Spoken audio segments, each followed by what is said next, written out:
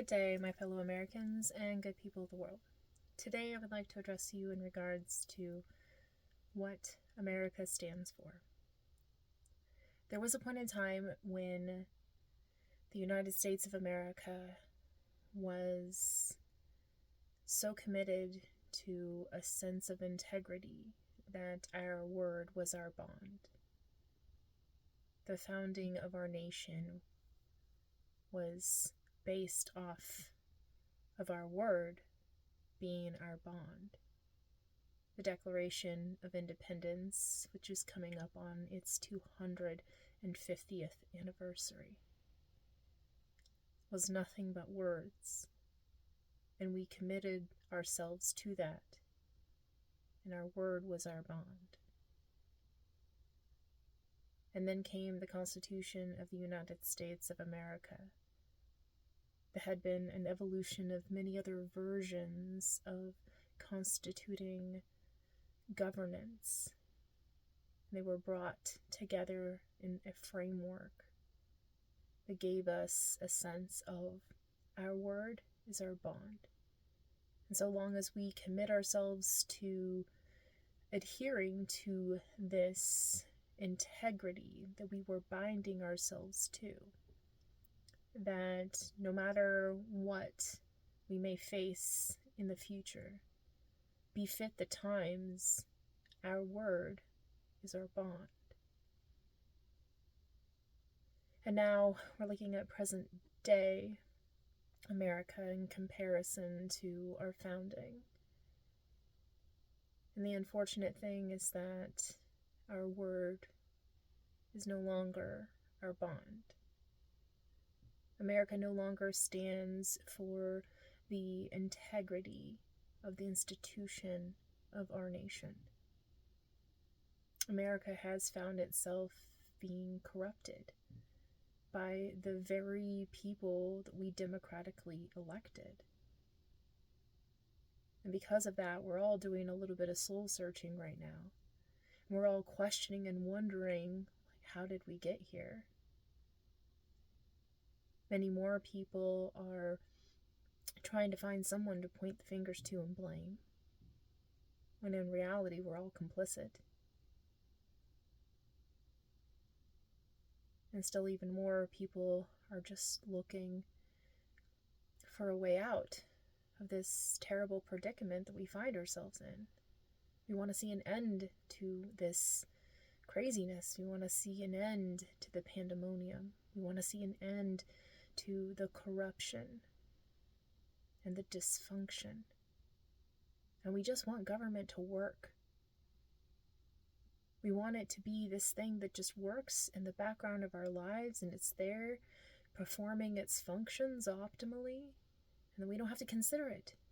It doesn't have to be a part of this, daily experience, all consuming every part of our lives.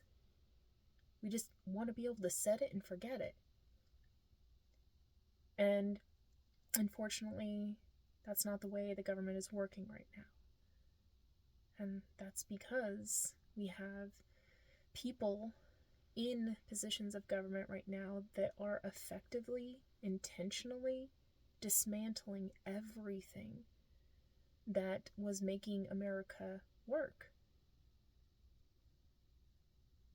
And I think this was a necessary experience, not exactly a pleasant one, but what this is showing us, this disunity, this disfiguration of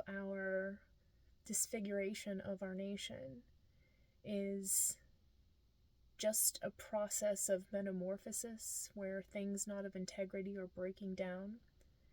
And this is happening so that the things that are of integrity will remain.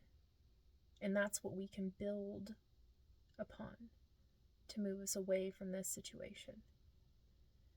So as unfortunate and frustrating as things are right now, this is a necessary process that we have to be able to go through. And instead of experiencing it in a woe is me kind of way, We have to be determined to find the through line of integrity that's going to get us out of this mess and lead us forward in a direction where we really want to go and we ought to be. And I believe that that sensibility, that through line, has to be a part of the sense of what America stands for. It has to be our sense of our identity and like what this is all about. And something that transcends cultural and political barriers and boundaries, breaks us out of our silos, and it has this nullifying effect on all factioning. It just renders them obsolete and just leaves the bare, simple essence of truth of who we are as a nation. And that begins to be the thing that we look at together from our various perspectives and viewpoints. And we see within that a sense of who we are as the American people. And it's almost like we have to really look at our nation right now as experiencing kind of like a rebirth. We're going through this transfiguration. We're moving ourselves into transformation, and we are going to rebirth ourselves into a new way of being, a new outlook on life, a new American identity. And I believe that now is the time, and there's no better time than now, for us to establish a sense of the American identity that is something that is wholesome and holistic and true to the original intended spirit of our founding, but also has the enduring sense that this will always be what matters to us.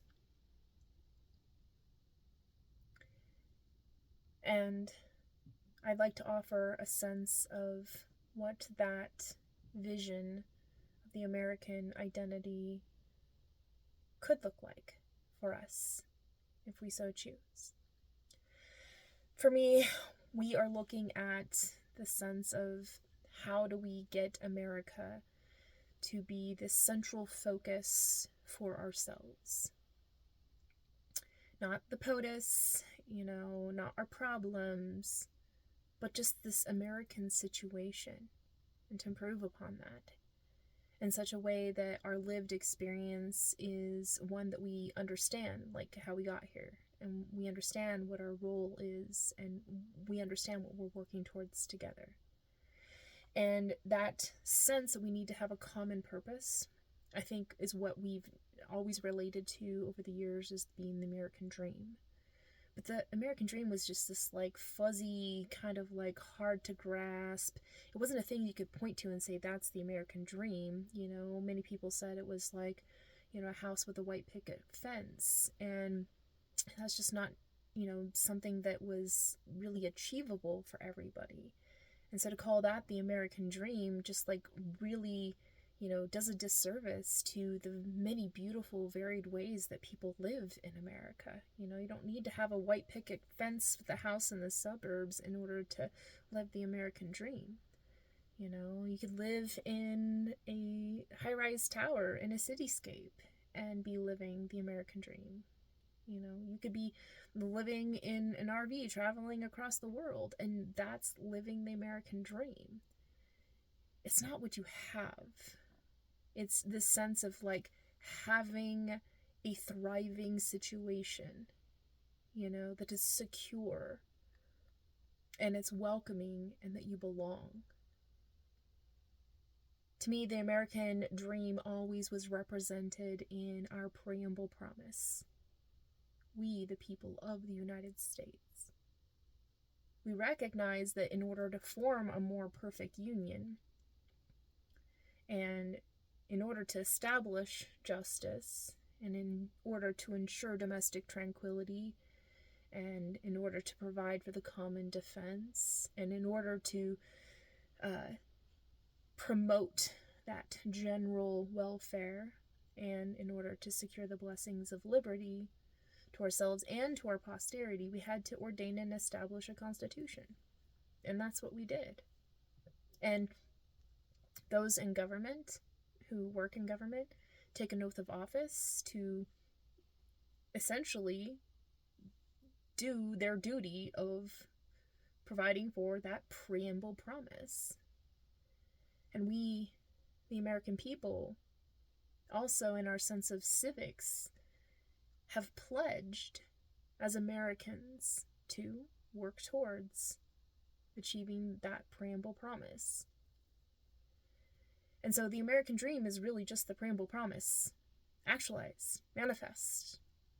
And it's the experience that we're living through, it's the thing that we're working towards, it's what the point of the exercise, this is what this is all about.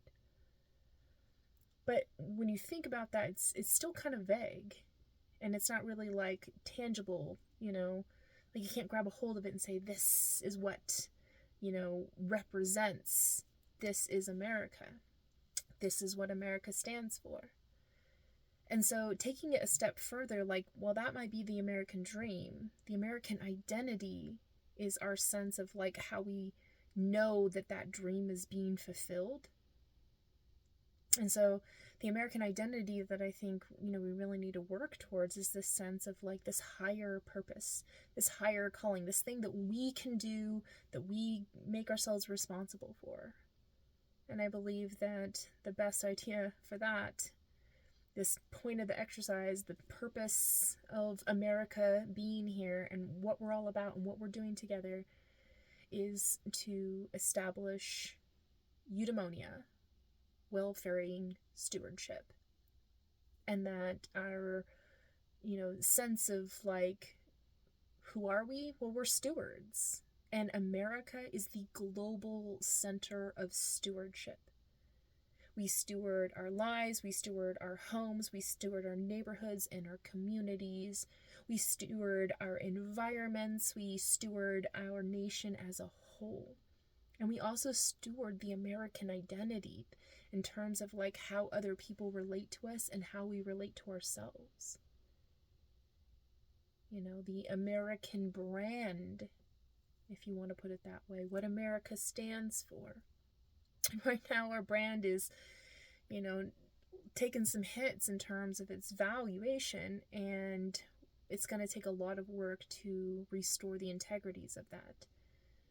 But I think we can do it in such a way that helps to also, set ourselves up for success in terms of where we're moving in the future as we're stewarding our welfaring moving forward. But also, like, in a sense of, like, putting a stop to the nonsense that we're going through right now and say, this is not America. This is America. America stands for, fulfilling our preamble promise by becoming welfaring stewards. And this is also a way for us to start making amends for past mistakes of America. And to do so in such a way where it's not just like, a sense of paying back for all the things that we did wrong, but rather saying paying it forward, because, the whole point of the exercise of America was to form a more perfect union, establish justice. You don't establish justice and it's done. Justice is an ever-evolving establishment, because things change and things evolve, and in the scenario universe, things alter and people change, and, the ways that, people's personal lives are impacted and harmed changes over time, and that's why we form new laws to help to preserve and protect people with this insulary protection. So law is this ever-evolving process with us, but also a sense of like who we are now, befit the times. And that is our way of paying back the past. The most truest sense of reparations would be to work now to create a situation that everybody can thrive on. making sure that America works for everyone without the disadvantage of anyone, so nobody gets left behind and nobody gets kept behind, and everyone lives the good life. And this sense of like, we need to like understand who we are and what we're about, and not just point to pop culture references and say that's America, you know. And you can't even like look to the flag and say that's America, because that's been cut up for, you know, piecemeal for pieces of silver. And now it's become this novelty sense. It's no longer that sense of American pride where we put our hands over our heart and we say the Pledge of Allegiance, you know. And for that to mean like we're reaffirming our pledge and our allegiance, you know. And the flag was just this thing that was what America stands for, and everything that it represents, the republic for which that flag stands. That was our way to relate, one nation under a God indivisible with liberty and justice for all. And we no longer relate to the flag in that sense. It's no longer emblematic. It's no longer iconic. It's become novelty. And because of that, it's something outside of ourselves, you know? And it's this thing that is external. I mean, the First Amendment even protects your right to, you know, disregard the flag and denounce it if you choose. And so that's not really adhering ourselves to what America stands for. It's this external thing. It's this thing outside of ourselves that we have to like all like focus on and relate to and say that's what America stands for. But how does that translate in your lived experience to say like, yes, that is what America stands for, you know? A place that I travel to often is one of the, you know, main cities in America that has one of the highest counts of American flags. And it's an incredible place to go to, because you drive up and down the community and the neighborhoods and you see flags all over the place. And there's flags all throughout the town, and it's very beautiful. But even that sense of like patriotic, you know, flag is not enough for the people in this community to have this cohesive sense of like, we're all in this together. Even in those communities, there's factioning, because right next to this American flag is a political flag, you know, denoting POTUS 47 and their loyalty and fidelity to that political party. And so it starts to break down when you have these, you know, images that are external, that you're referencing something that is very much supposed to be a sense of an internal cohesive sensibility. And so that's why I like to fall back into the sense of the American dream, because it's this something we can wrap our heads around. And for the American dream to be that very simple sense of words that we made our bond, you know, this is what we're doing, what we're working towards, the point of the exercise, the preamble promise. But then translating that into our daily lives means action. It has to be actionable, you know. The preamble is very memorable, and it's a lot of meaning distilled into very few words. And so it's powerful and has impact, but it has to be able to be actionable. And that's where it comes into welfaring stewardship. It's this sense of like, how do we act upon, and how do we enact, and how do we bring about the preamble promise? And that's part of our identity as Americans. Like, I am a steward. You know, I'm a eudaimonian steward, and eudaimonian just means you're well. You're happy. It's all good, you know? And your sense that you're living the good life. And you're content. You know, you're not like passive and not in striving, but you are happy with what we have, and we're content with that.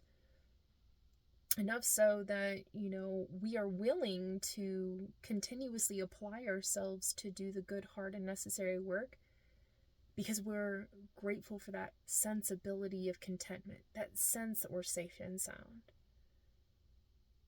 And it's that way that we commit ourselves to working together towards something in such a way that we know that we're getting out of it as much as we put in. You get what you give. And not in some random economic proportionment of your hour is worth this wage, and but really seeing the intrinsic value of human life and making sure that human life is provisioned and accommodated and supported and stewarded and cared for and cared about. And that in that sense that, we're all looking to each other as like fellow humans, and we're here to be of service to one another, and we're all looking out for each other. We have that sense of solidarity, and when necessary, we come together in mutualisms to be of service and to aid in one another's times of need. And stewardship gives us a way to have a direct action to act upon the American dream, to work towards that for ourselves and for others.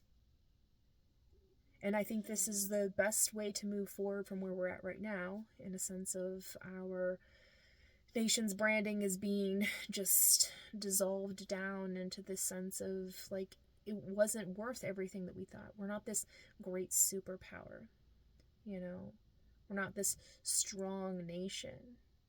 We're obviously very weak in the sense of like we were able to be hijacked by this mindless radical and his political party that wanted to faction America and, make everybody feel a sense of fear and uncertainty and confusion and doubt every day, so that people were so busy, trying to make sense of like, how did this happen, that you're too distracted to be able to focus on what can be done to stop them from continuously doing these bad things.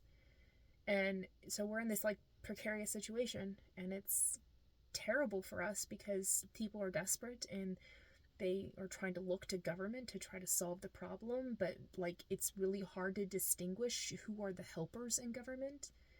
I mean, we are finding out that there are people who are not quite who they said they were in terms of thinking they were people of integrity.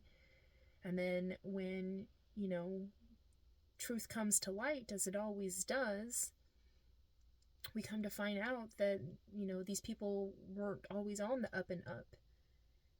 And were, hypocritical about things, and were actually, while they may have been doing good in terms of service in some ways, like, they were really degrading our American branding because our politicians are, bad actors with nefarious intent who have intentionally harmed individuals. And when you look at, who's president of the United States right now, he's running the government like a cartel, and his followers are, his minions. And they're doing a lot of damage, reputational harm, and they're breaking down systems and destroying institutions and uprooting our sensibility of justice and, denying justice and refusing to give us, a fair shake in our nation, and care so little about the suffering of the everyday American that, all they look to is the things that, improve their lives and give them quality. And they're leaving whole populations of people by the side of the road. That's not faring well,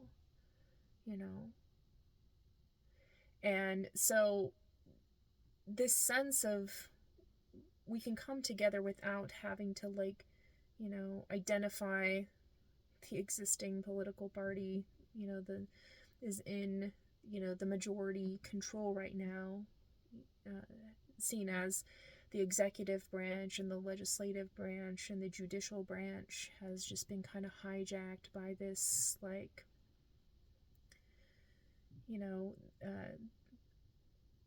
mentality, and this way of being that is not conducive. It doesn't match up to the American preamble promise. It's not fulfilling those things for people. And so it's really not effective, and it's not right, and it's leading us in this terrible direction, but we find ourselves in a position where we can't do anything about it because we don't have leverage and we don't have capacities to make a difference. Within the government system itself, all we have is the external. Change our culture, change our identity, change our sensibilities and what we value. And then time will begin to change where the politics will have to catch up with culture. It's always been that way, actually. And politics also is always lagging behind technology as well. And so if we take on, innovating and building out this sensibility of our cultural identity, and then building out this sense of like how we are going to innovate out our problems, the government will have no other choice but to fall in line with that, or it will itself become irrelevant. And so it gives us something that we can work on right now that gives us a sensibility of agency, and I think that's really important because that agency helps us to solidify our sensibilities of our American identity. The more that we do things, then the more we become what we do, and we become who we are when we are doing these things. And our sense of why we are doing these things, it's like, well, we're doing it to achieve the preamble promise. We're living that American dream. But we're not just doing it in a sense of this, illusion or this thing that's only for certain people, or it's like you have to work so hard to get it. It's like, no, we're living it every single day. And we're just expanding that sense of, go forth and freedom go with you. And we're expanding that sense to everybody every single day. And we're working towards that with intention. And it starts to change it so that, the law will have to reflect the will of the people, and the people will start electing officials that are responsive to the needs and the wants of the people right now. And we'll slowly begin to change the political system itself by electing people in placement into the government roles that will be able to affect the sort of change that we're already living through, and we're living out loud, and we're just asking people to be a part of the process and to elect public officials who are going to, serve us on our behalf of our collective best interests. And so as we form this cultural identity of this is what America stands for, and we start living that out loud in terms of our experience, then elective officials will know what platform to run on. And then they'll be reflecting back to us this sense of like, I get it, I know where you're going, and I'm going to help us to get there. I'm going to do my part, I'm going to be there, and I'm going to show up, and I'm going to do the good, hard, necessary work in this capacity, in this role, to be of service to you. And in that role, they take the oath of office to uphold the Constitution and perform the preamble promise. That's their duty. That's the one job they have. And slowly we begin to change what, the politics of things are. And once we get enough people into politics, then we can start restructuring government in such a way that helps to solve for the problem that we are living in the negative outcome consequences of right now, which is the fact that the government system itself is dysfunctional, and it is easy to be hijacked. And the people don't have enough leverage to have corrective mechanisms when things go awry. It would be quite nice if the American people who are right now calling for the President of the United States to be removed from office for his repeated offenses and his repeated sense that he's moving in the wrong direction, that he's taking America where we don't want to go. He's not fulfilling his campaign promises, and he's going pretty mad, batshit crazy. And somebody has to put a stop to that. And the people that are around him, you know, it's their interest to continue to use him as the vessel to, you know, shield their corruption. They need him to be the fall guy for them to get away with all the things that they're doing and use him up until he is of no use anymore. So they're not going to oust him. It's not in their interest to get rid of him. He's their, you know, shield. You know, because he's the corrupt one, but nobody can stop him because he's in the role of, you know, this impenetrable, you know, role. And so they're not going to stop him, and they're the only ones that really technically have the power to do so. And that's an inherent vulnerability in our system, and we need to correct for that. There's a problem there that needs to be solved, and that can be solved, I believe, by having a way for the American people themselves to have leverage within government to be able to pivot us out of these terrible situations when we find them again. You know, we can't depend on Congress to be there to, you know, fix things, because many of them in Congress right now are not even doing their jobs, and they're in cahoots, you know, with this very corrupt executive branch. And so, you know, because of that problem, and the American people's will is not being, you know, being served by those in office, like, we need to have a corrective mechanism that enables the American people to have leverage and agency to shift and make a difference. And that's possible by establishing a fourth branch of government called civics. And this is, you know, part of the sensibility of establishing the American identity. You know, the American identity also includes this sense of, like, we are civically and socially responsible for inculcating social and civic ideals and living by those, and making sure that our government is accountable to the will of the people, and it is responsive to the needs of the people, and it understands, like, what we will not stand for, and that we can, as a collective, come together in, you know, a consensus building way and alter or abolish our government. You know, the Declaration of Independence said that's why we came together. It was that sensibilities that, you know, we're not going to stand for certain things. And a lot of those sorts of offenses that we had in our founding, we're reliving through that experience. It's like deja vu. And it's not a good way.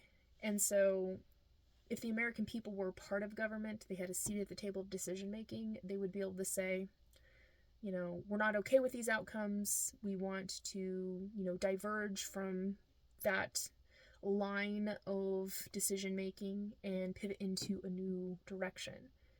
And so a civics branch gives the American people agency over our governance and makes us a more direct democracy, and helps the people themselves be able to get the sensibility that is also a part of the American identity of self-governance and self-determination and self-reliance. The Constitution was created as an insulary protection against a corrupt government. And so that protection we're seeing is obviously not enough now, because we have this gone rogue bad actor in the role of POTUS 47 right now, who is intentionally doing harm to people and conducting violence in the name of America and degrading our American identity and ruining our brand.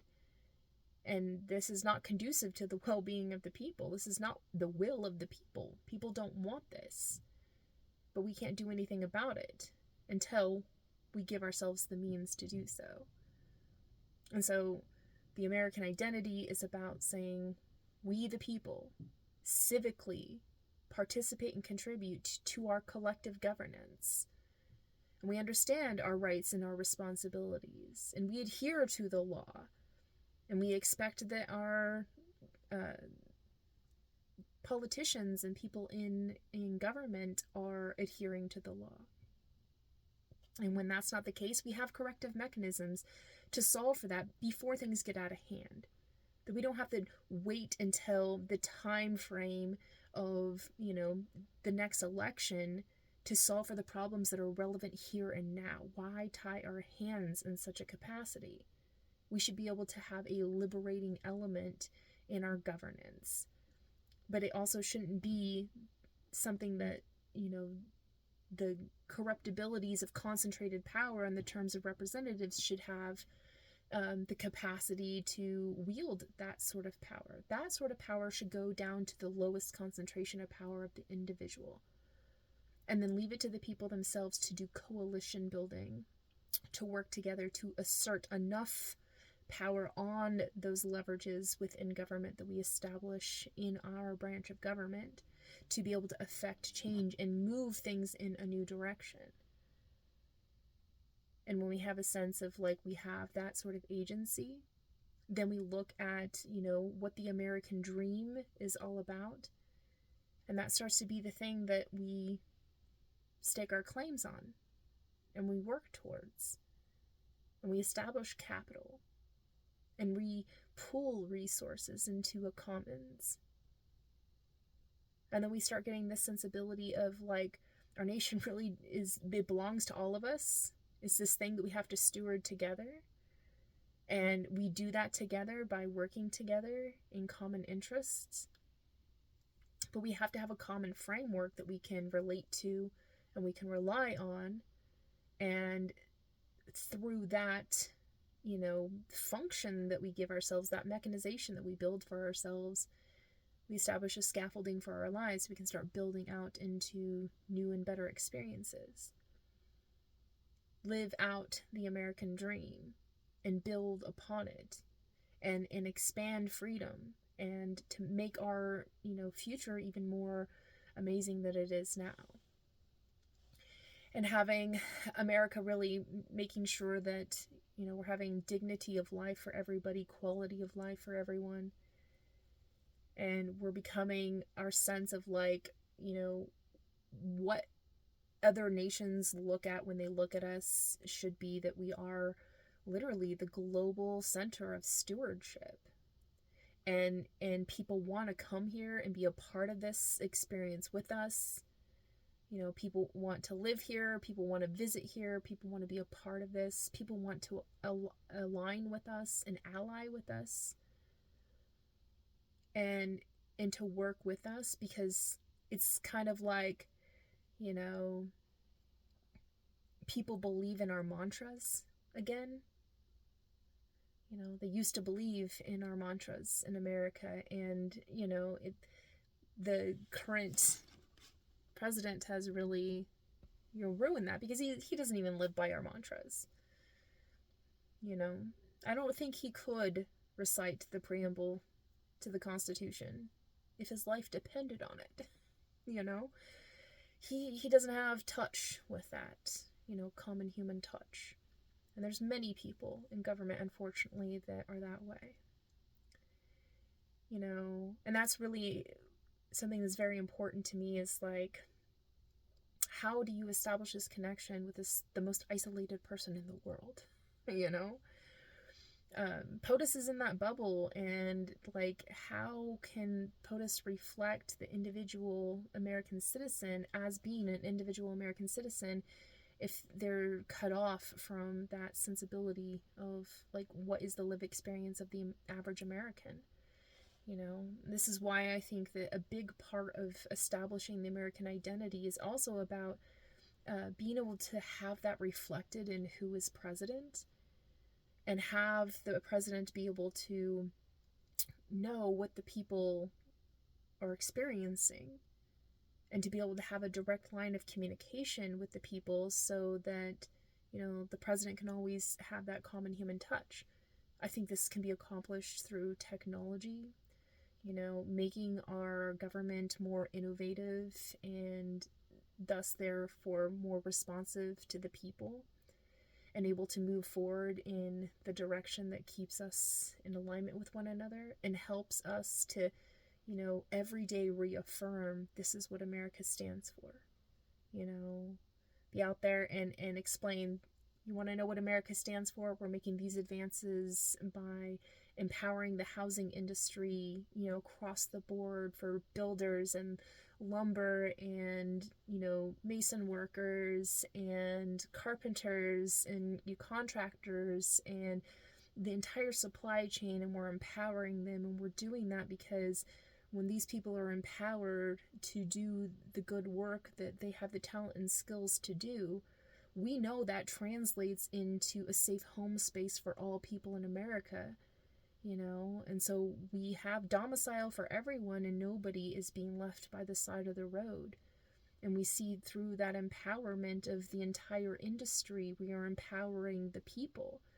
But we're taking it from the other side of also empowering the individuals to be a part of the housing, network that we have, and to move away from commodification and focus on, housing the people, because it's a life vital resource, and establishing things like programs like a new envisioning of the Homestead Act, and really giving people capacity to level their lives up into home ownership and let that be a tangible means.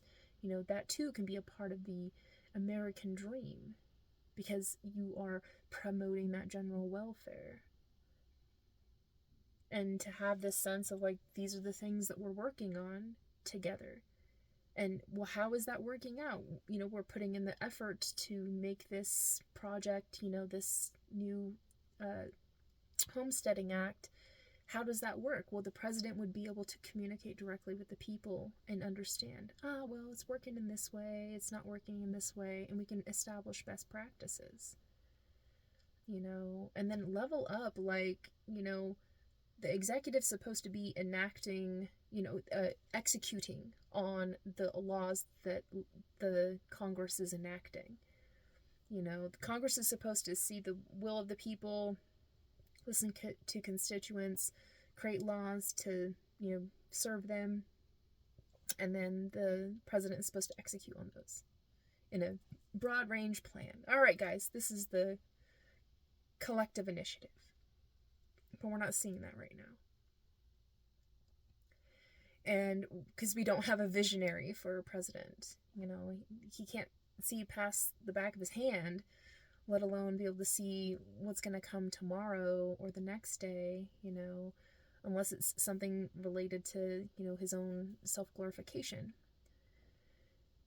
or how he's going to capture the news cycle for the day or whatever. Like, he can't see what the people need. He doesn't listen to the people. He's not listening for the heartbeat of America and trying to find out what Americans need.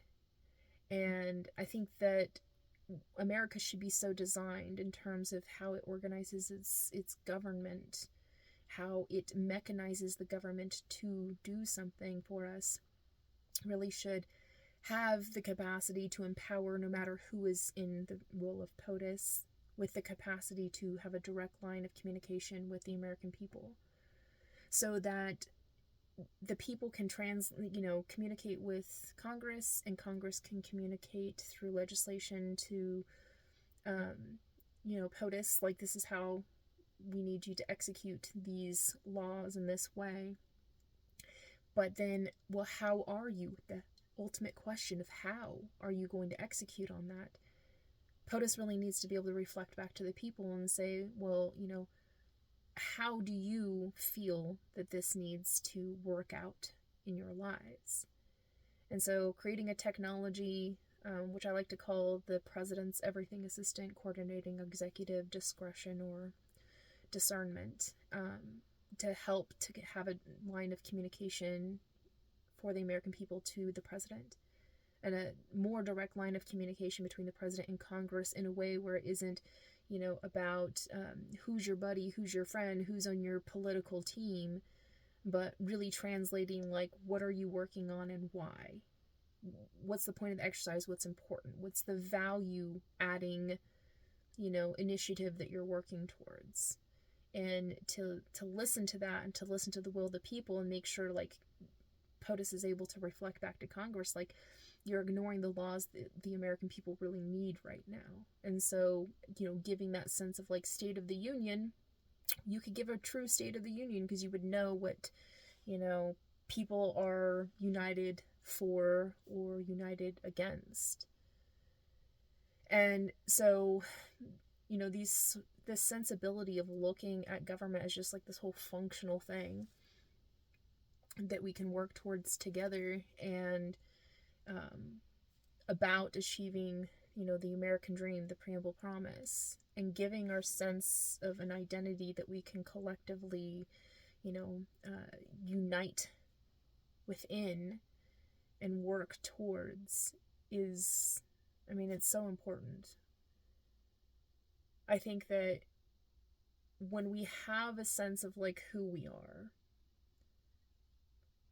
that reflects where we are and when we are in American history, in our scenario universe, it helps us to be able to do the things that are actionable. What are the deliverables, and like how do we, tactically approach that, in a substantive way, and what is pragmatic, like what is actually in the realm of possibilities, not, trying for something that like has no real potential in it, like really working towards those things that have the capacity to, the probability of succeeding, and communicating with one another what that is, because we also need to have that communication, that constant conversation, in terms of like, we don't just snap our fingers and this happens. It's not like, Congress says, okay, we're going to sign over a line, in appropriations for funding this particular program,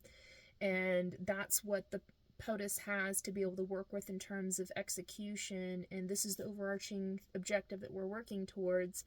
But that can't be translated directly to the people in terms of like what they need to do in order to make this a reality. Like, everybody has to be in communication with one another about what that is. And so having that sense of like knowing what the people know the point of the exercise, know what we're working on together, and know what's expected of them, their duties, and their assignments, and working towards that, and not in a sense of like, we're going to empower a few corporations to lead us in this charge to advance this particular industry, and then trickle down economics, and not even thinking about the people, leaving it ultimately to the corporations, which are profit driven. Bottom line, they care about money, not people, and those are the people that are determining how we're going to, work out, the development of certain industries. And then that shapes our lives and our world. And these people don't necessarily have the right types of like value metrics, and nobody elected them to be, leaders of the world. And so and just because you lead in capital, economic power, doesn't mean that you're not leading, but it also doesn't mean that you should be the ultimate, arbiter of our decision making. It should be that the people themselves are empowered in terms of like, this is what we want to work on together. I'm willing to participate and contribute to these sorts of outcomes. And creating a proper intended use of our economy helps us to say, our proper intended use is welfaring stewardship. That's our identity. That's our purpose. We are becoming the global center of stewardship. This is what we're about. So the people understand the assignment. And then they look to the POTUS to say, okay, guys, this is the new initiative that we're going to take in order to accomplish these things that we need to get done, so we can secure, stewardship and extend that to ourselves even further, and eventually to others as well. And then the people say, okay, we understand, that's what we're working towards together. This is what we're willing to do to participate and contribute. And POTUS be able to translate that and say, okay, well, there's not enough people that really want to do the work to do that. How can we approach to getting it done in, the ways that are necessary? What sort of, standardizations or initiatives or incentives that we have to create in order to get this done? And how do we compel people to be a part of the process, And I think a lot of that compelling of people comes in terms of like the whole, return on investment sensibility of like, what's in it for me? Like, why would I, participate and contribute to something that, isn't going to give me something in return for it? And that's where the sense of like having a Mind of Great Care package comes in, the sense of like everybody who participates and, contributes to the development of these welfare and stewardship initiatives that we take to, make good on our preamble promise, you are able to tap into this great pooling of resources that we have available for people to, select from, that helps to empower their lives in the way that they so choose in their pursuit of happiness. And it's enough of an incentive to get people to be like, all right, well, I'm willing to do that work. It may not be my ideal job, but I'm willing to put in the work, good, hard, necessary work to get that done, because I know what I'm getting out of is this sensibility of, you got my back. Like, everything that I do for you, you're supporting me in the ways that I need support, because you may not be able to perform this task as well as me because my talents are skilled in this particular way, but you can help me. And it's a sense of like giving a sense of like reciprocity to our economics and the driving force of our society. It's in that way, it compels people to not work for a paycheck, but work to make a difference. You do work to make a difference. It's like you make a living off of what you do, you make a life off of what you give. And this is a way to combine both of those together and really, stick it home to everybody, this sense of like, I know why I do this, because I'm getting ahead and you're getting ahead and we're getting ahead together. And having that sense, like, that's what America's about. This is why we show up and we put in the good work. This is why we participate. This is why we follow rules. This is why we participate in civics. We do this because we know it's going to take all of us to be a part of this, same, sense of like we're in this together and we have a purpose in order for things to function optimally. If the whole point of the exercise is to make sure that America's working for everyone, well, we have to have something that translates that sensibility. Well, what is working for everyone? Well, everybody's cared for and cared about. They're provisioned, accommodated, stewarded, and supported. And this isn't talking about hand-ups, handouts, and, a welfare system. It's well-faring. We want to make sure that people are faring well in their lives, and they're living the good life, whatever that means for them. But we have a standard. We set a criteria that this is the American dream. This is what you experience when you are here in America. And for us to all be about that collectively. And I think that when we get in that position, it's making us more coherent and consistent in our nation.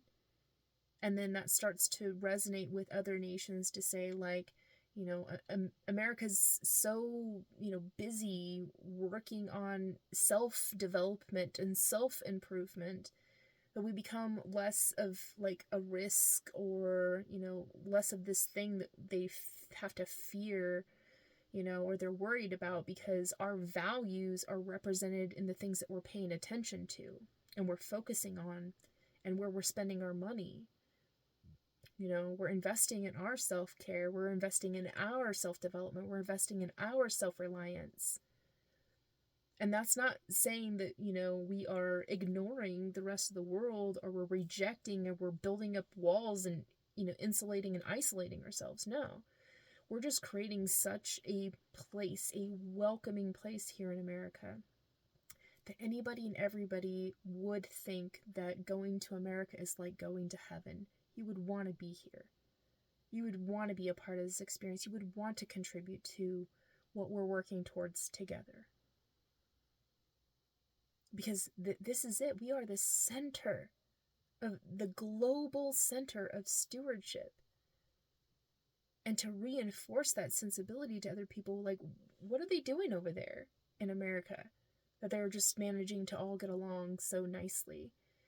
and they're accomplishing things together. And like they did this whole massive turnaround from like crazy dysfunction, everything falling apart, corruption everywhere, cartel government, like Epstein class ruling, oligarchy, and, people dying unnecessarily, like all of these terrible things happening, to all of the sudden now everything makes sense.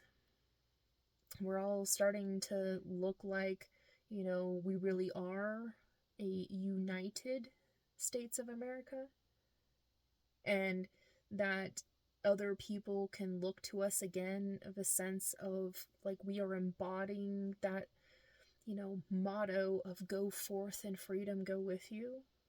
And we can once again reclaim the status of being the leader of the free world. Or what I hope for, being one of the leaders of the free world. Because where I see, destruction breeds creation, and as bad as everything is, and it's bad right now, I don't think that we could have gotten to the point where other nations really started rethinking their priorities and really started focusing on self-development and shoring up their weaknesses. And thinking about the future that is to come in terms of like having to, be their own little island of coherence. And so people are making moves to become, less globalized in a sense of like always focusing on the external. They're really turning in and focusing on the internal. So they have an internally consistent, pattern that reflects who they are as an independent sovereign nation, and really establishing connections with people with new intents and purposes of not like forcing dependency upon one another, but really aligning with this sense of we want to know that we're not beholden to any one person, or that one person can come up and, a mindless radical can come and mess everything up for everybody in an instant with some weird whim and strange decision, and leading us in a direction where we don't necessarily want to go. It's the sensibility of a single finger can overturn the world, and that's really the paradigm we're living in right now. POTUS 47 made a very selfish, self-centered, like short-sighted, ego-inflated decision to, charge full in and, might is right, and, we're the strong men, and we're going to be,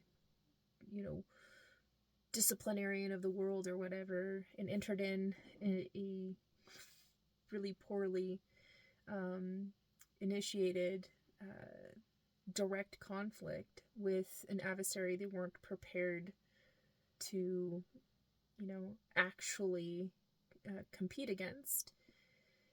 And now the whole world is just in this like precarious situation, and we're all being held ransom at the discretion and discernment and decision making of the President of the United States of America, the 47th President of the United States of America.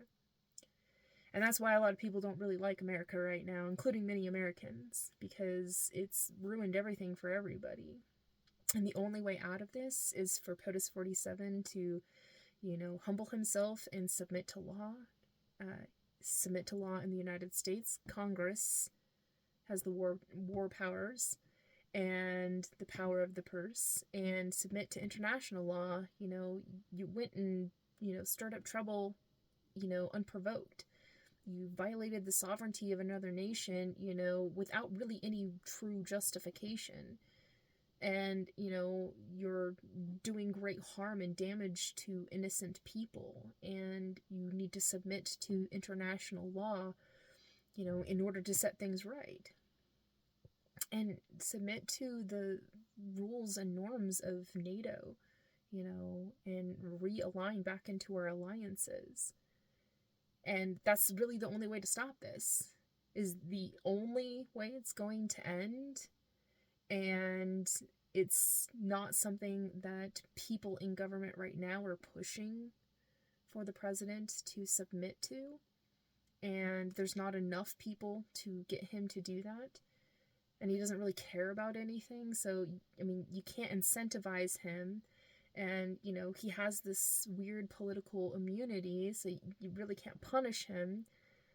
And so we have to be kind of grateful that other nations are choosing to, you know, separate themselves from association with America, because that is something that may, saying it's going to work, you know, at least not anytime soon, but it has a possibility of, like, helping to wake up POTUS 47 from this, you know, delusion that he's living through, and stop him from going any further.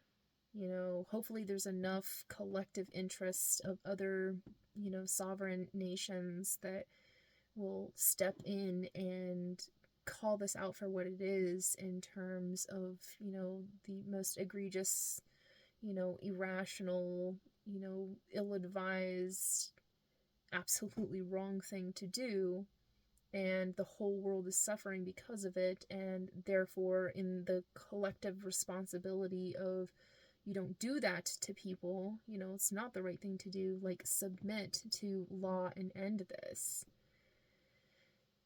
And it really is, you know, the best thing to do in terms of, like, giving an olive branch to Iran, in terms of going before the United Nations, the United States submitting to, you know, its wrongdoing, and allow for the governing bodies to come together without fear of retaliation from the United States to say this was wrong, and get it in that collective narrative of all the nations, you know, to be able to say this was wrong and you did wrong by us, and for the United States to submit to that is like, yes, you're right, this was wrong.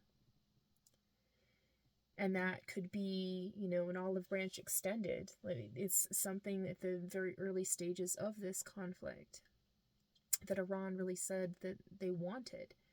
And instead of everybody coming after Iran and saying, like, you're doing the wrong thing by attacking your neighbors, you know, in it should have been the United States that was, you know, brought into that sensibility of, like, what you're doing is wrong, you're attacking your neighbors, you know, maybe not directly with, you know, bombs, but you're attacking us in this economic sense of, you're destroying, you know, our sensibilities in the global order.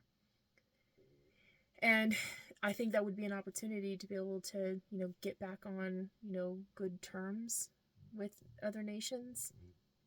But, you know, let's hope for that. I don't know if that's really in the realm of possibilities, because POTUS 47 is so insulated and isolated and surrounded by, you know, people that are not good voices. And so I don't really think that anything's going to ring, you know, through to him in terms of truth and, you know, sensibility of what's just, fair, reasonable, and right. But I think Americans should continue on our process of calling out and saying, like, we would really want for that. You know, to say that that's what we want to do is just, like, you know, it's not surrendering and throwing up some white flag, you know, and it's taking extreme ownership for this fuck up. Excuse my language. But a sense of, like, this was the wrong thing to do, and now we need to set things right, and we're going to take extreme ownership for it. And I think that would be a way to help, you know, set the tone where other nations, as they do right by themselves by, you know, moving out of alignment with America in its current form, you know, and then be able to keep that boundary and distance that they are requesting and requiring, but then us doing the right thing to reconfirm back into law in the sensibilities of, like, finding, you know, our footing on solid foundation of the law, and reconfirming our sensibilities of this is the American identity, and then work towards that, model that, reflect that, you know, so other nations will be able to build trust with us again. We can establish rapport with the sensibility of, like, that's who we were, not who we are. and we are in a becoming process. We're an ever more perfect union, and we made a mistake. We misplaced trust, and a bad actor with nefarious intent took us in the wrong place. But it was the right time for that to happen, because now we're in a better position in terms of like the whole world now really understands the sensibility of like we all need to be not just looking to America as being, like this nation that's the disciplinarian. We all have to be leaders in our own right, and everybody take on the responsibilities in their own right. And what I hope for is that the American identity being welfaring stewardship, and again, us becoming the global center of stewardship, that's our offering to the world. But that could be our way for us to all get on the same page in terms of establishing responsive, initiatives to help to accomplish the 17 Sustainable Development Goals authored by the United Nations that will help to make a more just, fair, healthy, sustainable world. And for us to get back into alignment with the conformities of within the safe operating space of spaceship Earth, within our planetary boundaries. And this is where we need to be as a people, and stewardship really is the living answer of how that gets done.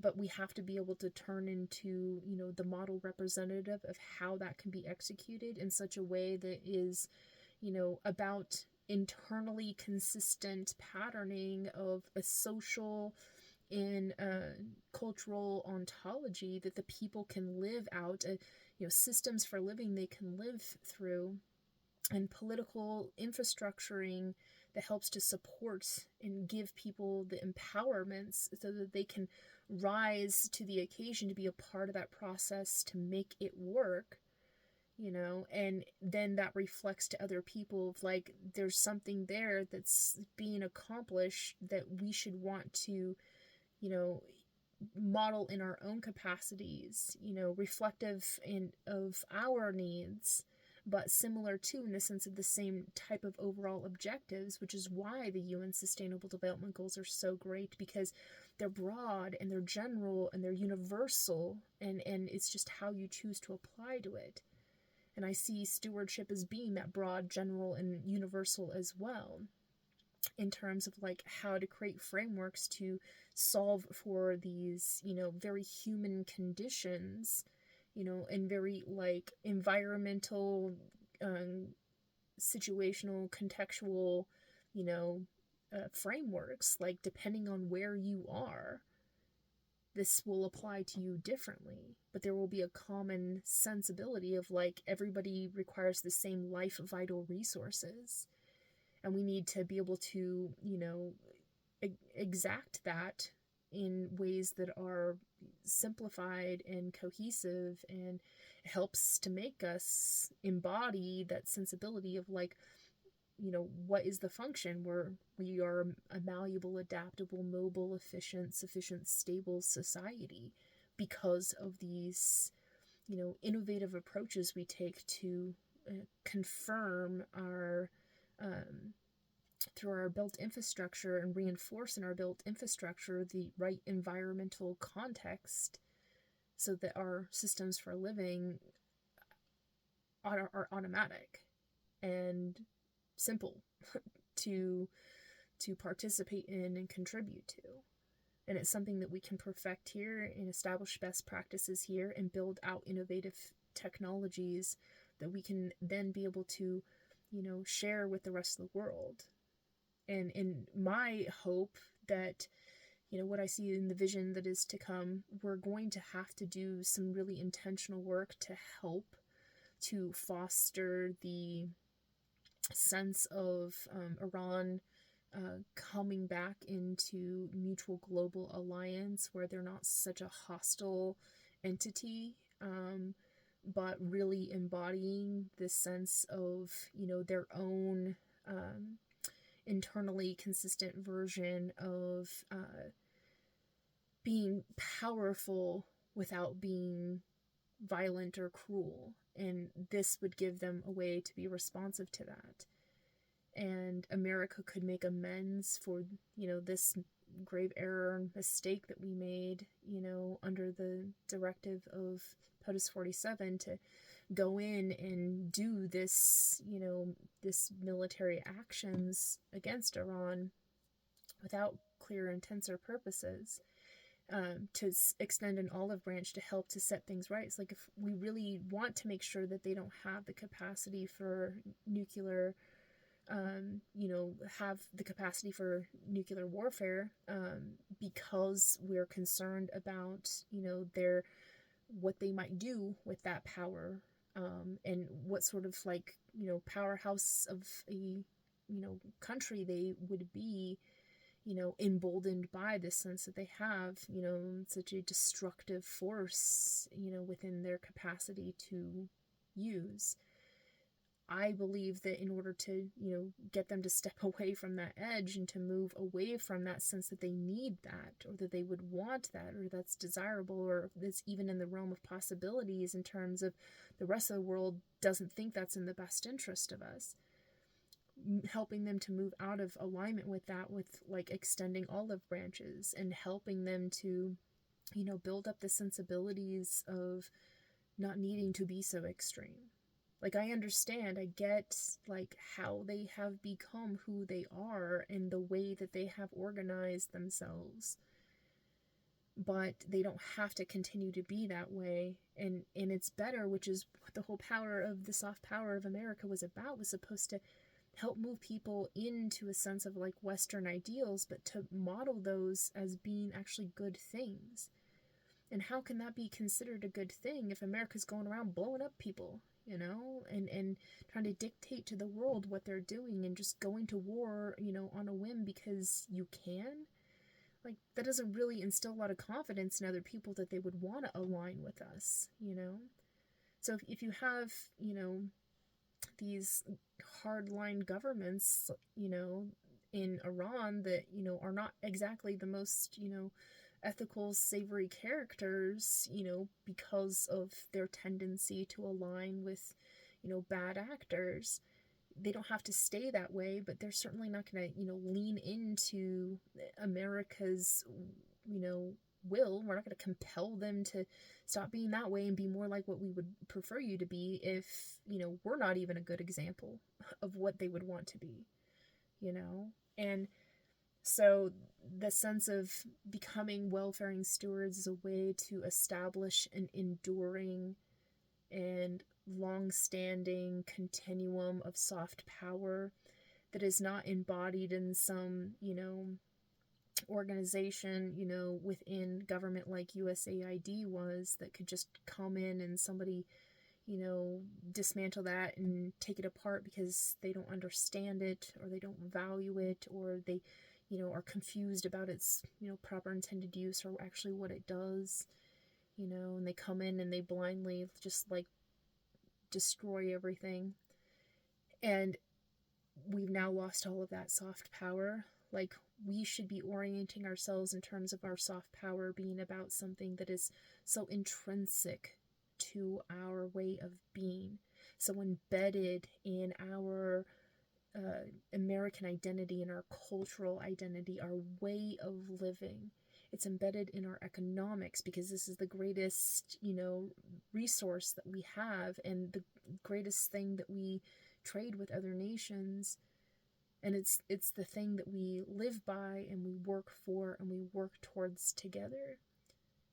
In that sense, it's not something that anybody could ever take away from us. And then when we're extending that to other nations, knowing what good it does for us here to help us to live thriving and enriching lives, and extending that to other nations, it will help them to thrive and live enriching lives too. And in that way, we will be better than a disciplinarian. We will help people to become self-controlled, and have self-discipline, and be able to come into alignments. And they could do that because their people would be able to see, there is something that we're working towards together. And it would reduce conflict, it would reduce violence, it will help make things more peaceful for other nations. And the more other nations are peaceful in their own, borders, the more, consistent and coherent it becomes, and it resonates with our own sensibilities here in America. And then we don't have to worry. We don't have to worry about these other forces, It's the sense of you're not going to appease everybody, make everybody happy, but, fear through force is exhausting. It depletes your resources, and it's all negativity, and you're never going to get any fruits out of that. It's all destruction. But a force for good, where people are not fearing the harm that you're going to do, but fearing, like, what are we going to do if you're not here to help us? That sensibility, which a lot of nations are feeling right now. But in a sense of, like, more, away from the sense of, like, you're wholly dependent on America, and then that's some sort of leverage America holds over you and then forces you into submission sort of thing, which is very much what, POTUS 47 is trying to do with the tariffs. But rather more in a sense of, like, what would I ever do without you? I am so grateful that you are here and you are a part of my life, and you're, we have this great relationship we're building together, because it means so much to us. And there's so much value there, and, this is, a reciprocal, mutual benefits, mutual interests, mutual securities. And you're this very important and vital component that helps to keep us, united together and stabilized as a global unity. And so we're entirely grateful for you and all that you do, and we're appreciative of you, and we value, your individuality, and we value everything that you have to offer, and we fear losing you. And so, if you're in need, we're going to come to your mutual aid, in solidarity, because you matter to us. This is the same spirit that NATO came to America's call in our hour of need for September 11th. And so that sense of building up this internally consistent way of being here in America, and really identifying with it, and really projecting that out to other nations, like, this is what we're going to be about. This is who we are. And for people to relate to that in such a way of, like, really feeling we're important and we're valuable, and that we belong, and they, fear for the day that they would lose us, and so they don't want to lose us, so they'll be there, with us and help to keep us safe and sound as well.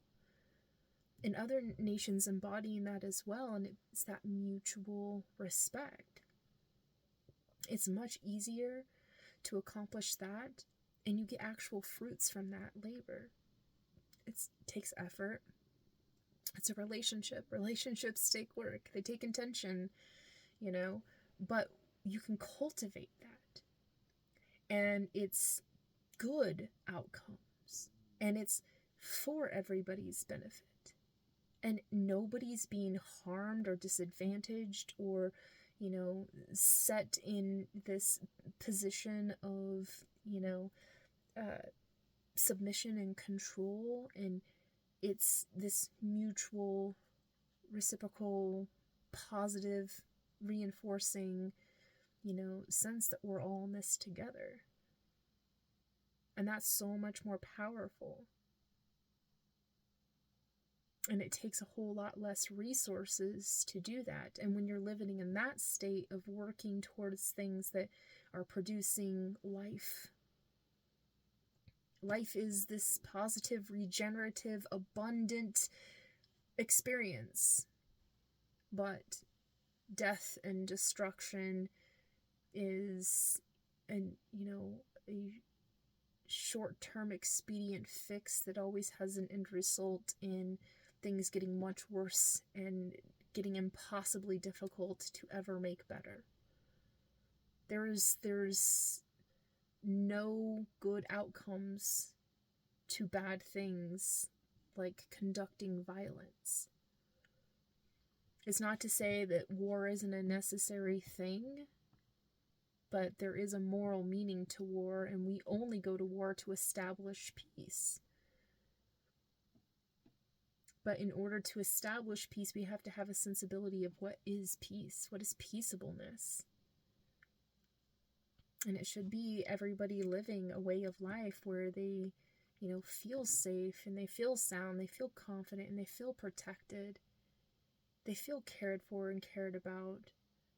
They know that there's somebody that is got their back, that there's an authority that can intervene on their behalf if necessary. Someone will protect them, someone will help them, someone will keep them safe. And there's people looking out for your best interests because they want for your best. They want you to, experience the best life that you can live. They don't want to hold you back. They want to help to rise you up and up-level your life. Like, that sense is so powerful because you get people to willingly involve with something. You're compelling people because they sense that is what's best for their well-being. And people don't shut down when they are inspired and they're, they sense they're in a safe place. They expand and they take risks for higher things, and they open themselves up to the world, and things become better because they focus on the good becomes better. And if you have to go to war, it's only because there's something that's standing in the way of that sensibility being functional, for that to be the way of being. Something is limiting the capacity of preventing that from happening. And you work for and you work towards the dialoguing of trying to compel people, to stop the harm or to, come into a mutual accord. You dialogue and you debate, and that's what diplomacy is for. And you exhaust that resource and you never stop.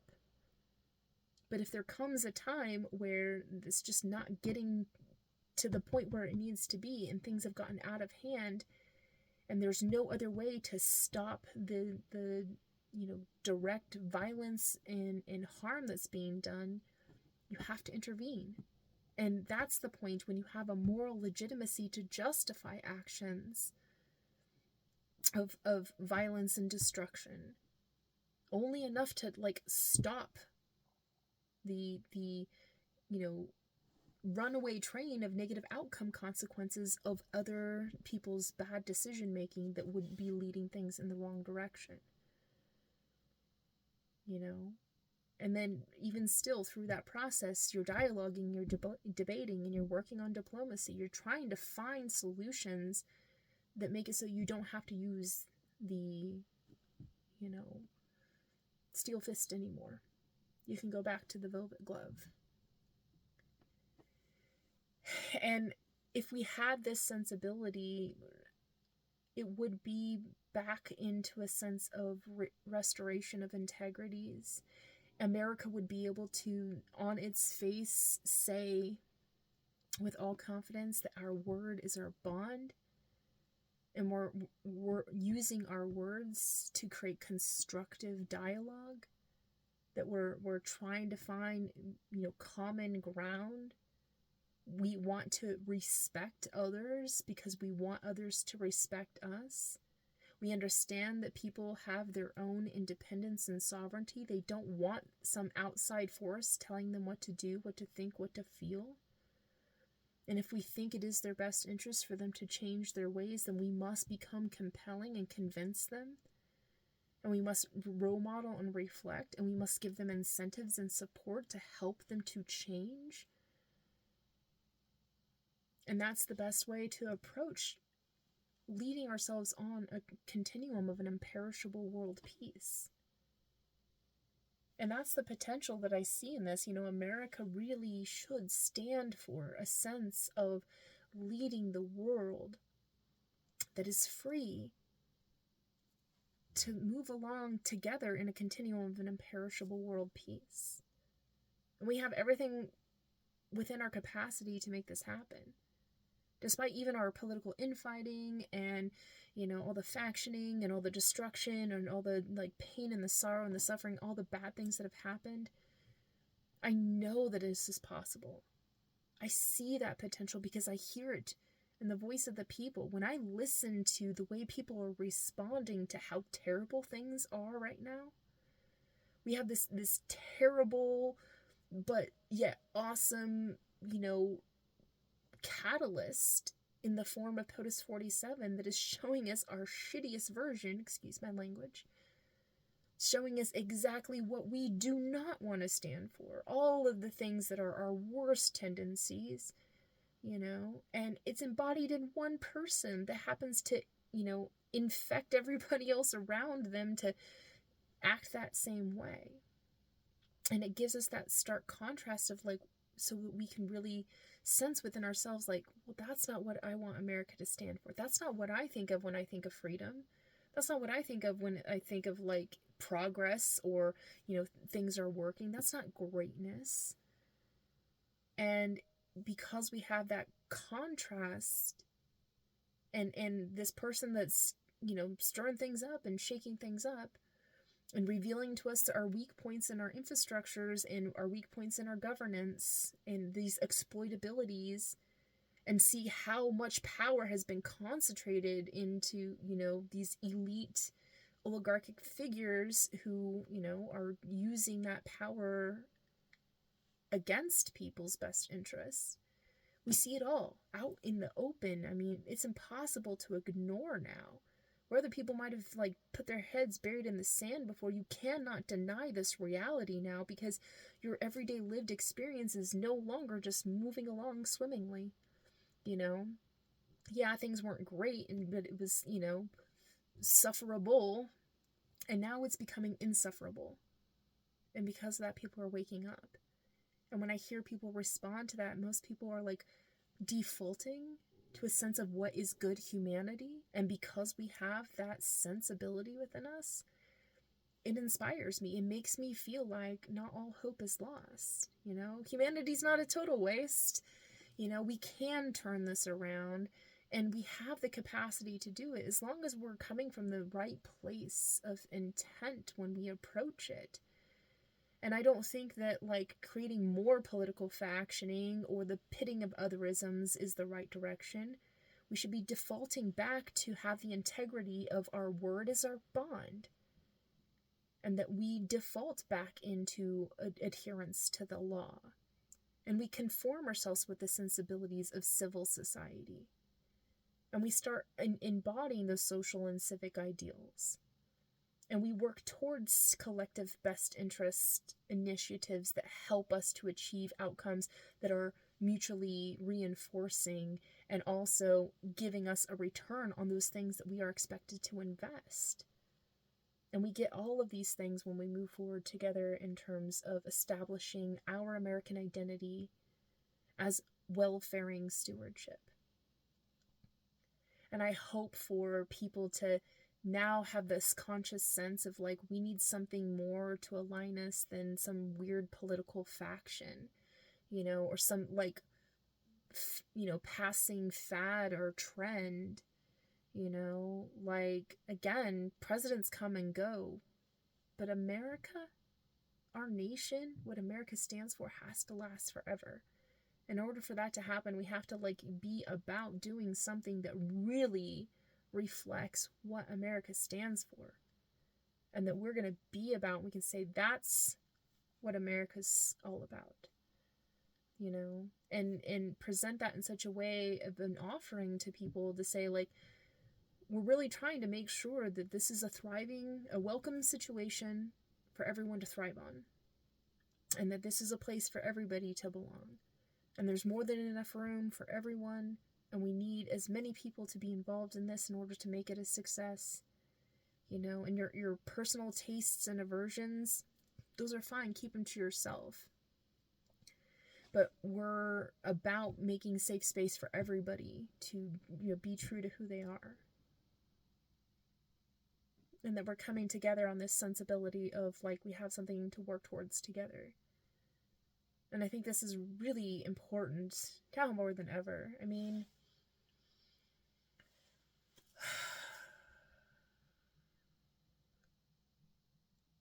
I sense people's frustration and their pain and their suffering And I want so much to do right by everyone. And I want to help to make the world an ever more healthy, sustainable, just, peaceful, stable, place for everyone. And I see potential in all of us to have that, because at the end of the day, that's all that we want for ourselves and our children and each other. And we stop looking at each other as being like enemies or, adversaries, but rather just like fellow humans. It was like they said in the Artemis 2,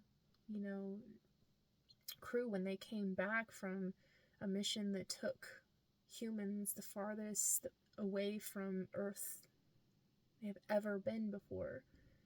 And they came back with this beautiful perspective, and what they were able to tell us was that, looking back on the world at this grand distance in this very isolated position of like, it was just their crew, and all they had was each other. And then they had to reflect on everything that was left behind and home, our home planet. And all that they saw, they didn't see divisions, they didn't see factions, they didn't see political ideologies, they didn't see borders. They saw home, and they saw us as a collective crew of Spaceship Earth. And I wish there was a way for us to get everybody to have that perspective, but I think the closest that we can get to it when we're still, bound to Earth and here in this place in this time, like the best way to do that is to get a sensibility of responsibility, to steward this one planet that we have, and to steward our lives in such a way that we can live in, a harmonious habitability, in a symbiotic relationship with our planet, knowing we are a part of it. We're not just on it, we are a part of it. And there's nothing outside of this planet to which we can belong for an extended period of time. We always have to bring it on back home, and that sensibility of like we're all in this together gives us a sense that we have some sort of like basis to, touch on. I always look at it like planet Earth is this beautiful grand sphere that we're standing on. Everybody has their place of belonging on it, and we're all looking up at the same exact sky, but we each only have a very small sliver of it in which we can see within our proposition, our place. And looking at that and understanding like we only have a small part of the bigger, grander picture, we have to be able to communicate with each other so that we all see the same picture. We all see, as we weave it together, like what this is really all about. And we have to be able to listen to one another in order to be able to share that perspective. And we have to be honest and truthful with one another in order for us to, make informed decisions in terms of like how we're going to really look at this big picture together. It's the concept of like the elephant, and you have all the blind people touching different parts of the elephant, and they think it's something other than what it is, and they're trying to communicate what that is to each other because they can only, sense one part of it. And the only way to truly understand what it is to put all of those pieces together to say, well, it has this part and it has this piece. And in totality, this is what it's all about. And so having our very narrow worldview, no one person knows everything. And no one person has the absolute truth. We all have a piece and part of it, and we have to share that with one another. And we have to have some sensibility of like, relatedness in order to establish a common narrative. And to be able to tell a similar story. And you have to see how that can't come from religions, and it can't come from, pop culture, and it can't come from, political ideologies. It really has to come from a sense of like our humanness. And I always relate it to the human element. It's this thing that is our one true constant. It is who we are. It's a thing that individuates us but unifies us. And that sensibility of like, every human deserves life vital resources. Every human, like our declaration declared, is endowed by their creator with certain unalienable rights to life, liberty, and pursuit of happiness. Like, those words were expressed to encompass everyone. And recognizing that, it's like, well, that's the place where we need to come from a sense of understanding. Like, if we are really going to say that we have any sort of legitimacy or authority to be able to establish a sovereignty on this planet, we have to first acknowledge the larger sovereignty that we're a part of, the higher order of the universe that we are all, part of, inseparable from. And when you look at it in that perspective, it helps us put things into the proper context. And then you can bring it down into the more specific. And yeah, we can get down into the nitty-gritty details of things and really distinguish our tastes and our aversions, and get very personal about it and very singular about it. But that still, in a sense, reflects the grander picture of like the only reason why you are who you are is because we are all a part of this like shared experience.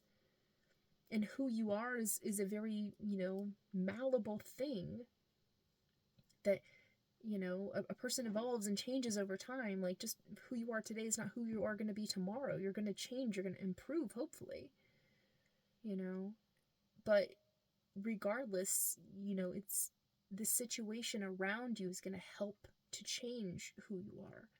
And you're going to reflect that which, the people that you surround yourself with, the environments that you're within, the relationships that you build, the connections that you make, the knowledge that you acquire, the things that you pursue, how you spend your hours and your minutes of your day. Like, all these things make who you are individually, but, ultimately you're still a person living on a planet. And we're all involved in the same, situational awareness of, we're living in a finite experience on a finite planet. And we should all want for the same thing of just like letting that experience be as best as it can be. And there's nothing wrong with wanting to make that a reality, make this a good experience for ourselves and for others. And to want to do that in an intentional way. And giving ourselves a common purpose, something to work towards together, helps us to imagine that. Look beyond, race or, ethnicity or country of origin or what language you speak or what color your skin is or what orientation you have or what gender you are. Like, none of those things are, what matters to us. What matters to us is life, liberty, pursuit of happiness. And that should be inalienable, because that's the golden rule and that's the platinum rule. That's, doing to others as you'd want done to you, and treating others the way that they want to be treated. It's the same sensibility of like, you would never want anybody to suffer because you wouldn't want to suffer yourself. And putting ourselves outside of this sense of like this self-centered, rugged individualism sort of thing, like, factioning and these sorts of things, like, it moves away from that in a sense of like, not everybody belongs together. not everybody's going to click with one another, and, sometimes it's, just meant to be, and you know where you belong, you know who is your person, and you sense that, and you continuously, like, seek and you find that, and it's a life pursuit, but you're never going to find that place of belonging. You're never going to find your person. You're never going to find your purpose in life. Like, what's the best thing that your heart and your mind tell you that, is your response and ability, to give yourself in service to the world. You're never going to understand that if you are so caught up in these, messy entanglements of, infighting over petty, stupid things. Or if you're in such a, terrible predicament of a life situation that it prevents you from being able to see beyond your current circumstances. And so if we really want the world to be a better place, and we want to bring out the best version in everybody, and we want to see everybody succeed and strive and, do their best and be their best, and we want there to be peace on earth, we have to declare what world peace looks like. And that starts with the personal, the individual, but also a sense of, like, how that connects to the greater collective. And for me, it's always going back to that sense of welfaring stewardship has that within it. And I really believe that the terrible predicament that America is in right now, this weird metamorphosis that we're going through, is giving us the perfect opportunity to become the embodiment of that living answer to that ultimate question. How do we as a collective create a collective cultural shift of the whole of humanity to align and attune ourselves with an ever more healthy, sustainable, just, peaceful, and stable world on a continuum of an imperishable world peace? We can start embodying that. And I'm speaking in the sense of, like, trying to compel you in this enthusiastic sense. And, the where the rubber meets the road sort of thing is in terms of, like, how we can actually work together to, make sure that is the lived experience. That's where the policy framework comes in, to embody, what is, helping us to achieve the preamble promise, what is helping us to be able to, align ourselves with the sense of that we're going to be the global center of stewardship. We create policies that enact that. One of them being, like I was saying, the Homestead Act is a great one to be able to make sure just everybody has a safe home space. Because in my belief, every revolution starts with the home. And that's a great place to start to affecting positive change in the lives of others. And that's something tangible that we can build out on. And it's going to take the right type of political leaders, people in positions of authority that can help to empower the people so that they can do the good work to make this a reality. And it's really going to take a very good person to become the next president of the United States of America. Because we have to be able to show that, what we've become and what we are is not that's not our fate. We are not resigning to that being the end of us. And to really represent something that can stand not just in the sense of, like, a stark contrast, but rather an evolution out of that, and leaving the useless and antiquated behind.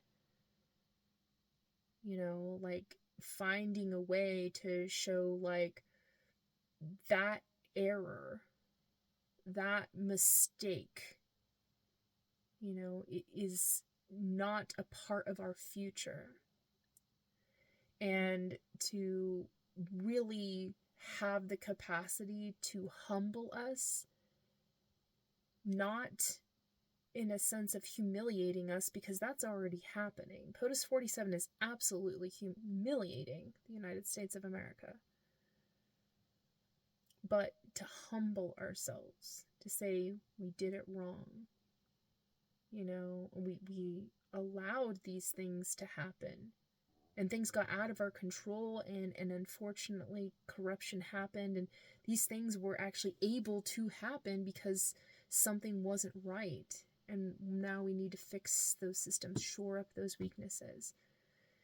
And having a good sensibility of having a POTUS that understands that isn't trying to like shame people, but understand like putting America in its, you know, place in terms of like, we now have to, you know, move away from that with intention, and to know where we're going to get us to diverge away from that. You know, and I think that that's where the visionary president really is important for America's next move. Not in this like pie in the sky, you know, not really in the realm of possibilities, but a pragmatic vision of what is to come, with a sense of like, you know, tangibilities that we can work towards, and the tactics and the strategies to get there. And again, reaffirming to ourselves that sense of like our purpose, why we're here, what we're doing. And then reiterating the you know, the premise that like, if we do this, we will accomplish the preamble promise. And then we're now becoming back in alignment and attunement with this, you know, restoration of integrities, that our word is our bond.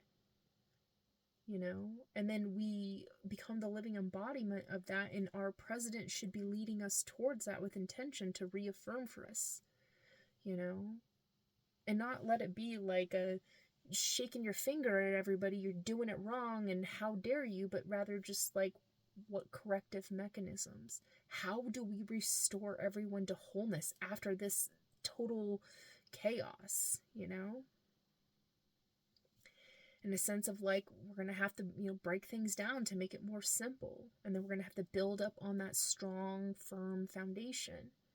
You know, we're going to have to go back to our roots of the Constitution.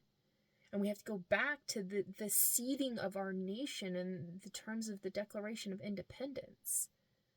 You know, and we have to like foster this beautiful land that we have been afforded, this blessing of a place of belonging in this beautiful planet, and we need to respect it and we need to steward it, because as long as we cultivate this land and appreciate it and value it for all it's worth, and work in, you know, mutual relationship with it, it will be the fertile capacity for us to continue to grow out and to become an ever more perfect union.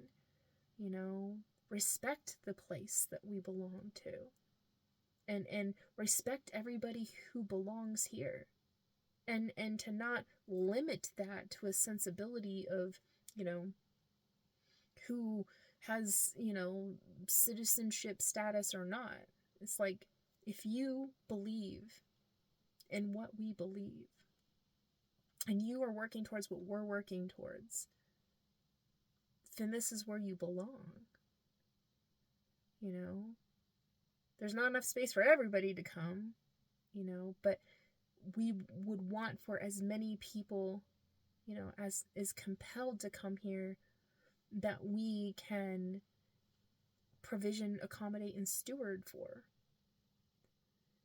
You know, because the whole point is to make sure we can be internally consistent in providing for our preamble promise.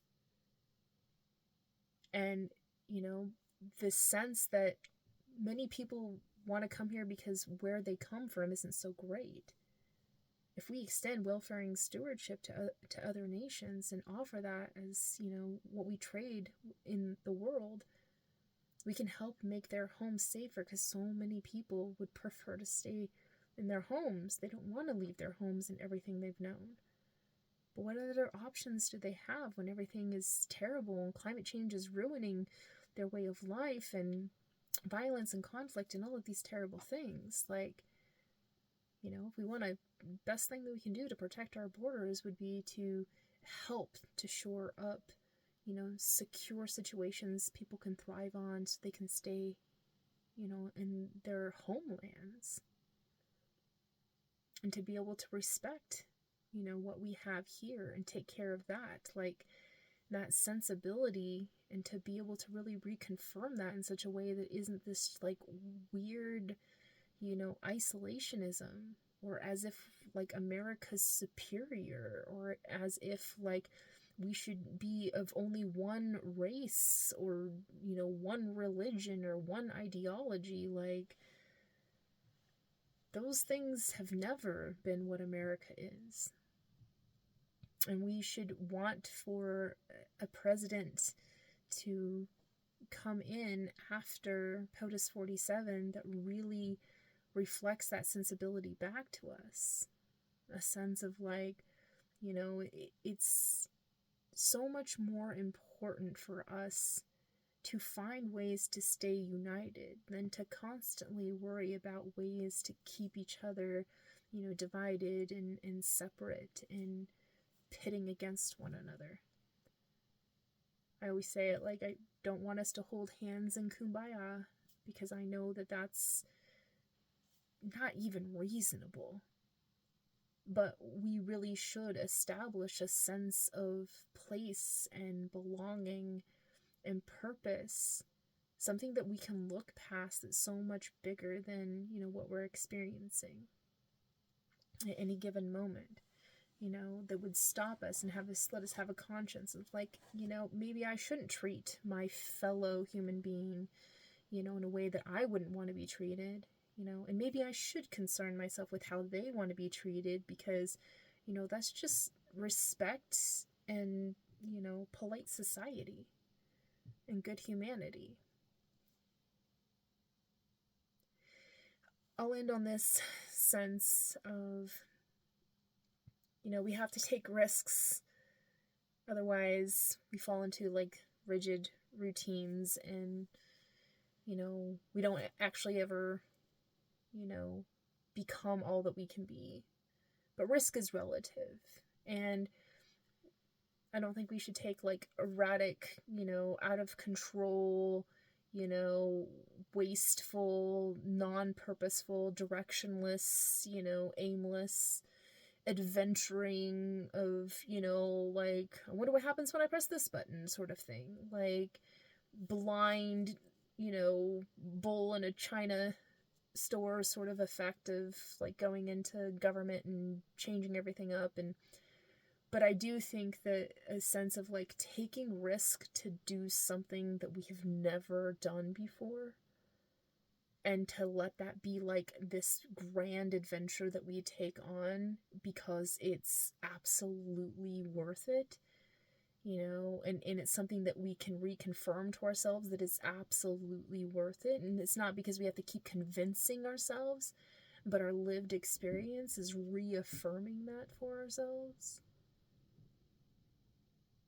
I think it's ultimately a sense of like taking risks for higher things, and always up-leveling our lives to a sense of like we can reestablish this standard, this criteria of like we need to make sure nobody falls below this point, and we're always up-leveling that sense of like what is the bar standard of excellence in America, and that everybody is at that level or above, but never to the point where we're so exceeding that it would like compromise that critical criterion standard that we have set. And once we have that firm basis and foundation, like our limits become, more expansive. They don't become so constricting and confining. There's still limits and there's bounds, because anything that is, functional, has to have limits and bounds, but we can expand that and we can elevate that. And having that sense of like, knowing our identity for America is bigger than life. It's this thing that it's a reputation that precedes us. And when people think about America, they're like, man, what they're doing, I want to be a part of that. Or what they're doing, I want to be involved with that. And a sense that it's something that can be trusted and something that you would want to, like take it as a best practice, and for that to really be, because it is the best practice, and embody that. And again, get to the, like, we're leaders of the free world, but only one of many, because we have to lead by so many different directions in order to make our experience expansive and to extend freedom to others as much as is possible. Because that's the best way to secure, freedom for ourselves, is to make sure that we are living embodiment of it and that we are helping other people to live it and be it and become it as well. And I think of it kind of like, what would it take to get all of humanity to be on the same page about, like, solving for this problem that we all are involved with? And how do we wrap our heads around it in such a way where it makes sense and that we understand what needs to get done and we work towards it together? That's what welfaring stewardship is all about. And I kind of liken it to the movie Independence Day, right? Great movie, cult classic, everybody should watch it. But this sense of, like, something that is, external from Earth comes and literally threatens our way of life, our very existence. And that was enough for everybody on the planet to work together in the same way to exact, this mission that we collectively took on to solve for this problem in the only way that we found out and knew how. And, I don't think that we should have to have this, like, massively threatening, end of the world, annihilation, Armageddon sort of, like, threat of damnation sort of thing in order for us to all come together. I think that if we can just recognize the sense of, like, all we have is each other, and if we don't do this together, it's either all of us or none of us are really going to make it and to succeed. And do it each in our own way, yes, because we're varied and we're different people. But there has to be a common consistency, a common through line, a common sensibility to that, And I think ultimately people kind of lost the point of the exercise and was going after, like, money and profits. But globalization wasn't just about trading with one another, in order for us to, like, make money. But it was really supposed to be about, like, finding ways that reinforce this sense of mutualism with one another. And to use that as our way in to involving with and, getting to know one another and to find commonalities, but, like, respect our differences and appreciate, places for what they are and what they represent and their individuality and their uniqueness. But also recognize that, we're all, at the end of the day, want for the same things and need for the same things. And if we can just get at working on that, problem that, it's always going to be the thing, an area of concern that we're all going to have, we're all going to need to work towards. And if we can do that together, I think it will help us to relate so much better than in terms of the global perspective than just, like, doing business with each other. And for me, this sense of wanting everybody to get on that level with one another is coming from a sense of like, I understand conflict. I understand suffering, and I understand these like deep generational wounds, and it's very, very hard to forgive everything that's come before because so many bad things have happened. But it's also a sense of understanding the like liberating element and recognizing that as potential in everything, and wanting for us to get to that point where we can focus on that, focus on the good, so the good can get better. And reaffirming that and reconfirming that, and just wanting America to role model that, and to be this living embodiment of that, and for it to be our sense of like, that's who we are, and that's what we're about, and that's what we're gonna do. We can be the inspiration to the world. And that's where we need to see ourselves moving towards, and intentionally building out for, and relating with one another. You know, every day people get online and they find something to attack or to be upset about, you know. And there's so much more to our human experience than just infighting with each other, you know, complaining about things that we don't like. There's so much room to say, like, let's invest in this amazing, you know, inspiring, beautiful thing, you know, just for the joy of it. Just for the sense of like, wow, we're human alive and we can feel this, and this is good, this is great, you know, and share that with one another. Like, that happens, you know, but in these like isolated pockets. And the overall tone in society, especially here in America, has been, you know, on the decline, and not enough people have like this sense of there's something worth living for. And I just want us to get back to that sense. You know, you wake up every day and it's this beautiful potential, this awesome renewal. There's you know, budding opportunities, and you know, there's blossoming relationships, and there's, you know, positive outcomes from past and prior decision making. And you know, we're really living in the experience of goodness, and we're aspiring for that.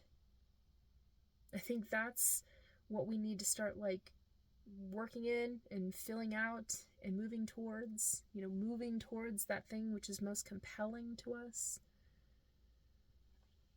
and use that as our sensibility of signaling to one another, like, this is what we're working towards together.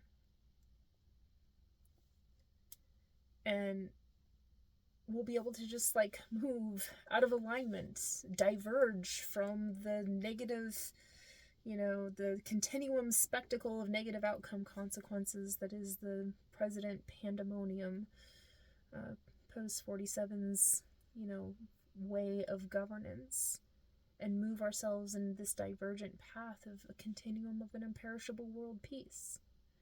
You know, I know where I'm going, and I want you to come too. I want nobody to get left behind. You know, I want everybody to be restored to wholeness.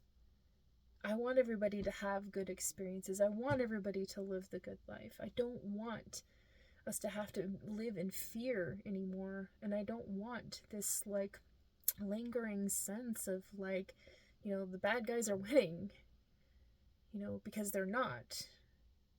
And things don't have to be this way, they can improve. And I want us to focus on that with intention. So I really wanted to just take this time today to like reconfirm this like sensibility of like, America needs to get back to just the basics, you know, get ourselves back to a sense of like being respectable, you know, having the integrity of our word is our bond, be about something, not just always against something, really respect one another and come together. And like, because I see now more than ever, we have the potential for that to actually work, and that's what I want to be about. And I hope that you have a sense that that's what you would want to be about too. So with that, I hope that in the most, honest and forthright way, you can consider the possibilities. Keep your mind open to the possibilities. And I hope that the more and more I reinforce this, that you'll see the potential in me to step up and be that role and fulfill that role of becoming President of the United States after POTUS 47, departs. Because what I hope for is something that is really for our collective best interest. And I know that I can't do it, but we can do it, and what we can accomplish together is so much bigger than any one of us can. And for me, it's important that we have that sensibility. And that's why I keep reiterating and bringing forth this sense of like, what is in the realm of possibilities, So I'm grateful for your valuable time, attention, and consideration of everything that I have said. And I really hope that you will envision what America stands for in similar terms and conditions, and that you can envision a similar future. And at the very least, that you would want for America to get back down to the basics of being able to be, an integrity-bound nation where we can have pride and prestige in who we are as a people again. Eudaimonian welfaring stewardship really is what I want us to embody as our American identity. But ultimately, like, America's identity is your everyday lived experience.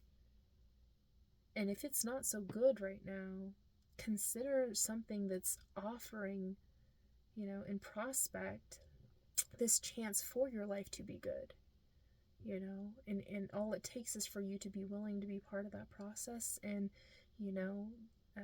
show up and help to engage with this ideal and really mull it over and consider it and be open to those possibilities, because there's something beyond where we are right now. Again, this transformation is happening, and we get to choose where we go next. And where we are and how we move forward is not the same as what other nations are experiencing, because our situation is very specific to, who we are as a nation and this mess that we've gotten ourselves into. So we have to really focus on a sense of doing what's right for us.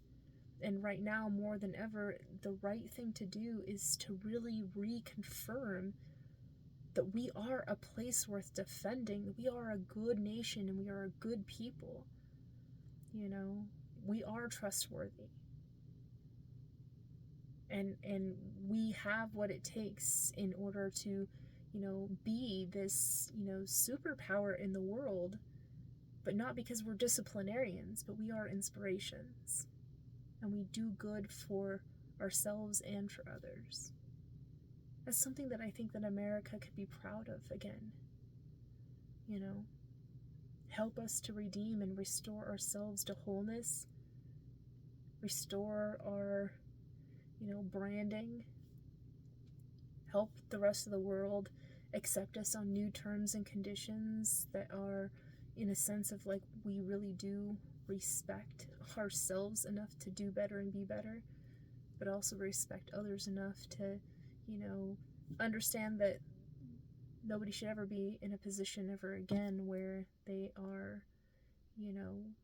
brought under by an American president that's out of line, And imagine what we can be if we decided for ourselves to restructure our governance and our way of governing and our way of being to align with that sensibilities of, like, this is how we are going to restore integrities and how we're going to become the America of our highest ideals. With that thought, I'll leave you now.